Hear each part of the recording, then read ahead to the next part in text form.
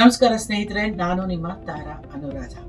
ಇದೇ ತಿಂಗಳು 23ನೇ ತಾರೀಕು ಚಿಕ್ಕಬಳ್ಳಾಪುರದಲ್ಲಿ ನವೀನ್ ಕಿರಣ್ ರವರು ರಕ್ತದಾನ ಶಿಬಿರವನ್ನ ಏರ್ಪಡಿಸಿದ್ದಾರೆ.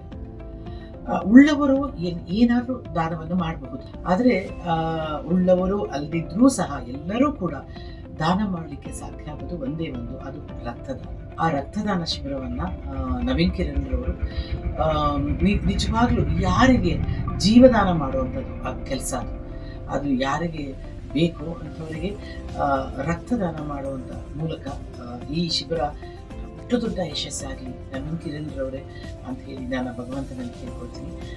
ಯಾರ್ಯಾರಿಗೆ ನಿಜವಾಗ್ಲೂ ಜೀವದಾನ ಆಗಬೇಕಾಗಿದೆ ಅವರಿಗೆಲ್ಲರಿಗೂ ಈ ರಕ್ತದಿಂದ ಅವರ ಜೀವದಾನವಾಗಿ ಅಂತ ಹೇಳಿ ನಾನು ಆ ಭಗವಂತನಲ್ಲಿ ಪ್ರಾರ್ಥನೆ ಮಾಡ್ಕೊಳ್ತೀನಿ. ನಮಸ್ಕಾರ.